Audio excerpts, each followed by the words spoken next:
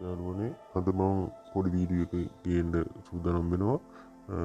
යමහා racing bike එකට අපි gear oil දාන වීඩියෝ එකක්.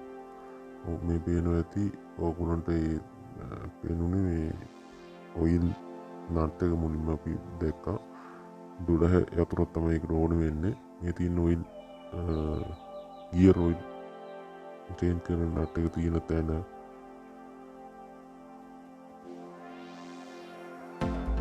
අපි ගොඩක් කට්ටිය දානවා මේ මෙතනින් දාන ගියර් ඔයිල් දාන තැනටත් දානවා ඉන්ජින් ඔයිල් පාවිච්චි කරන්න එකයි ගියර් බොක්ස් එකට. ගියර් බොක්ස් එකේ දැති එහෙම ඉක්මනටම ගෙවෙනවා නිකන් 10W40 වගේ ඉන්ජින් ඔයිල් දැම්මම. මේ පේන්නේ යට තියෙන නට් එක ඒකට 12 අතුරක් තමයි ඕනෙන් මම කලින් කිව්වා වගේ. ඊට පස්සේ ඒක ඇරලා තියලා ගොඩක් වෙලා ඔයිල් මාරු වෙන්න මේ තියලා තියන්න සාමාන්‍ය දවසක් තිබ්බත් ගමන්න ඒත් යනවා. ඊට මෙහෙට චුට්ටක් ඇල කරලා බයික් එක ඔක්කොම ඔයිල් ටික යවලා දැන් නට් එක තද කරගන්න තියෙන්නේ. මම කලින් කිව්වා වගේ මම මේකට දාන්නේ 80W90 කියන ගියර් ඔයිල්. මම මේ බයික් එක ගත දවසේ ඉඳන් පාවිච්චි කරුවේ එහෙමයි. කිසි ගැටලුවක් ප්‍රශ්නයක් නැහැ. ඔයගොල්ලෝ මේ ගැන අදහසක් තියෙනවා නම් කමෙන්ට් එකක් දාන්න.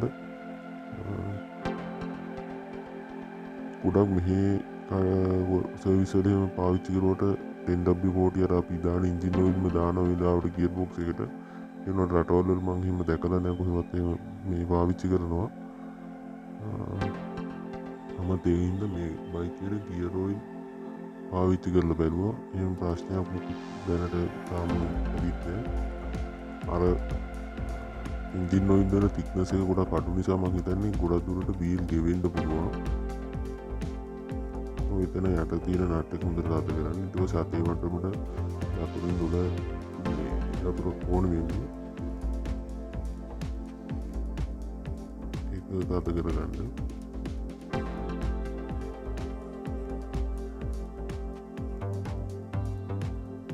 මේ දවස්වල ඔයගොල්ලන්ට සාමාන්‍ය ගෙදර ගොඩක් කට්ටිය ඉන්න නිසා මේ වගේ වැඩක් තනියෙන් කරගන්න පුළුවන්. මම මේ සඳහා ඕන වෙනවා මිලිලීටර් 100ක් 100 මඩින් ලොකු ඉන්ජෙක්ෂන් එකක් ගත්තා.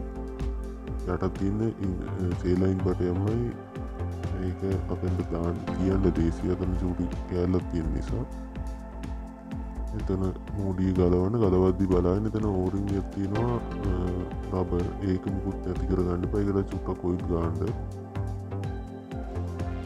එතන උඩින් ඉන්ජෙක්ෂන් එක ගලව ගන්න ඕනේ.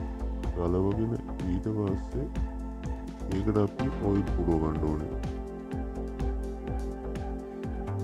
ඔයිල් පුරවද්දි මතකතුව හරි ගාන බලාගන්න. නිකම් අතරින් පුනීරයක් දාලා දාන්න එපා, වකරන්න එපා. ඔයිල් වැඩි වුණොත් ඒකත් ප්‍රශ්නයක්. ඒකින්ද මේ වගේ දානවනම් හරියටම මේකේ 52ක් අපි දැම්මනම් හරියටම මිලිලීටර් 100යි.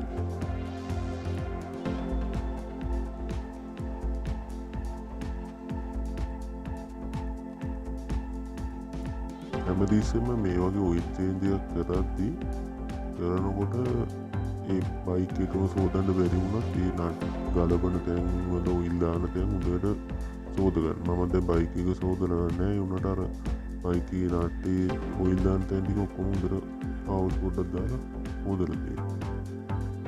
මොකද වැලියට යක් මඩ යනම්මනම් එන්ජින් එක ඇතුළට ගියොත් ඒක ලොකු ප්‍රශ්නයක් වෙන්න පුළුවන් ඔයගොල්ලන්ට.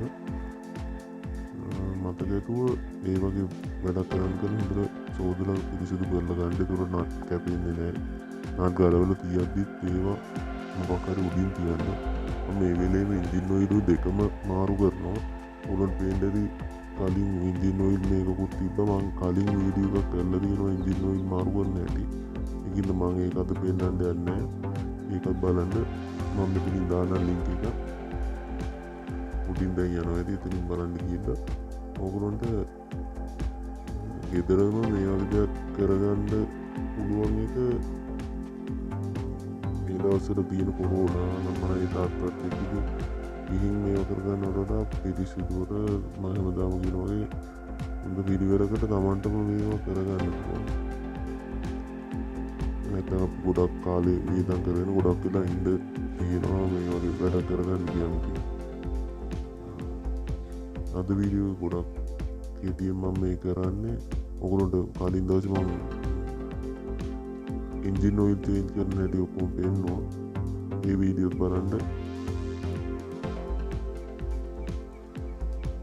බයික් එකේ උතන මම දැන් ගියර් ඔයිල් චේන්ජ් කරද්දි තමයි දැක්කේ අලු පිටම වගේ බලන්න බයික් එකට ෂොක්ස් එකේ අර කොනවා හරි තියෙන පොඩි මලකට මේකක් ඇවිල්ලා එතනත් මම ග්‍රීස් ටිකක් ගෑවා. ඒ වගේ දැන් දැක්කොත් මලකට වැඩි වෙන්න දෙන්න එපා. ඔකුළු මොනවා හරි මේවා කරන්න. දැන් මේ බයික් බලන්න මම 7000 ගණන්ක්වත් පැදලා නැහැ හරියට බැලුවොත්. අලුත්ම පිට ගත්ත බ්‍රෑන්ඩ් නිව් බයික් එක. ඒකේ ඉන්දියන් බයික් වල ඉතින් ගැටලුකාරී තත්ත්ව තමයි ඔය.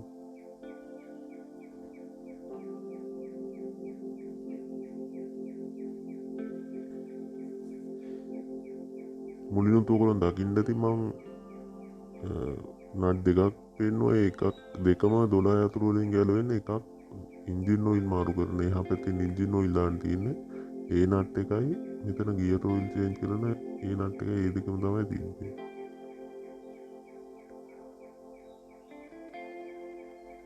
ඉන්ජෙක්ෂන් එකේ හරි වෙන මොකක් හරි කමන්නේ. ඔයගොල්ලෝ මිලිලීටර් 100ක් හරියට මැනලා දාගන්න එකක් තිබ්බනම් හරි. මෙතනට ගියර් ඔයිල් සාමාන්‍යයෙන් මාරු කරන්න නරකයි. අර අපි දැන් එන්ජින් ඔයිල් නම් සාමාන්‍ය 2500 වගේ මාරු කරනවානේ. ඒ වුණාට මේ ගියර් ඔයිල් නම් සාමාන්‍ය 5000ක් වගේ දුවන්න පුළුවන්. එහෙම ප්‍රශ්නයක් වෙන්නේ නැහැ. කළු වෙන්නේ මුකුත් එහෙම නැහැ. ඒ වුණාට thickness එක ටිකක් අඩු වෙනවා. මේ ඔයිල් දැම්ම මේක සාමාන්‍ය 5000ක් විතර දුවන්න පුළුවන්. මේක උකුයි හොඳට.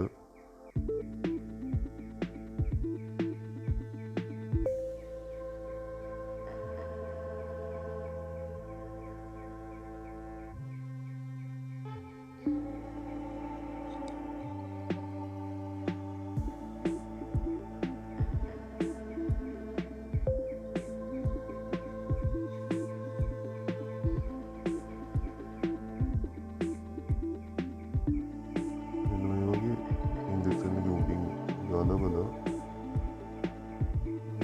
ඔයිල් අපි දාගන්න ඕනේ එකට.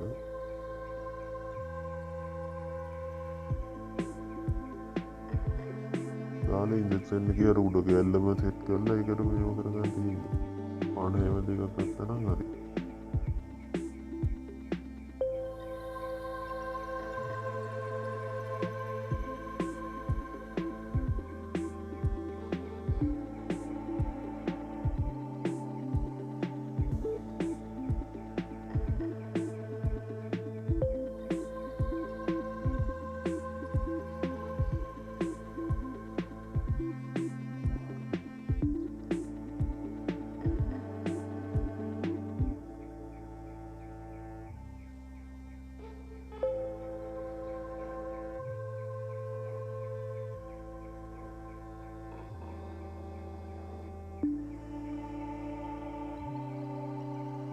මම අර මුලින්ම තිබ්බ ඔයිල් එක පොඩ්ඩක් අයින් කරලා දැම්මා. මොකද ඒ වැඩි වෙන්න පුළුවන්.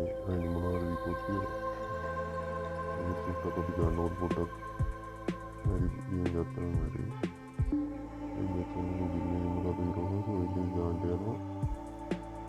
ඒ වගේ දෙපාරක් දැම්මම හරි.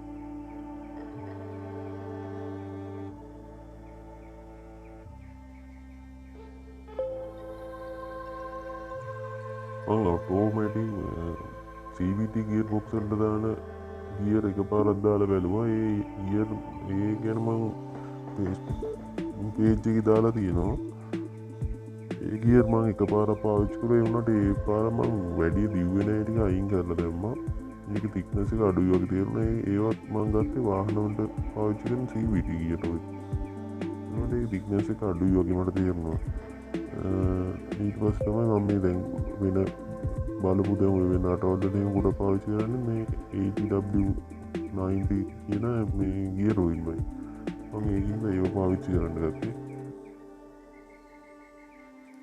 ඔයගොල්ලෝගේ අදහස් මොනවද තියෙනවනම් කමෙන්ට් එකක් දාන්න මේ channel එක බලලා මොන හරි දෙයක් ඉගෙන ගත්තා නම් subscribe කරන්න like එකක් දාන්න share කරන්න වීඩියෝ යාළුවන්ට බලන්න ඒක උදව්වක් වෙනවා මට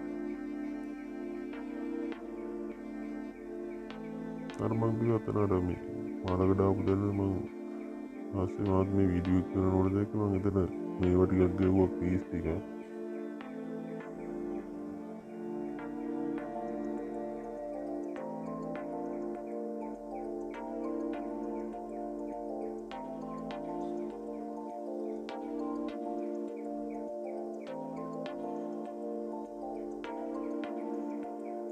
හැමදීසෙම වෙන්නේ මේ හරියට මේ වැස්සේම ගියාම සෑහෙන මඩ ගොඩක් ඇවිල්ලා අපේච්ච නිසා ඇලවෙනවා එන්ජින් එකේ ඔය හරිය වැස්සකේම ගිහින් ආවම සාමාන්‍ය මේ දවස්වල වහිනවත් එක්ක මේ වතුර පාරක් අල්ලලා දාන්න මේ හැමදීසෙම මේ හරිය සාමාන්‍ය මේ දිර යන්නේ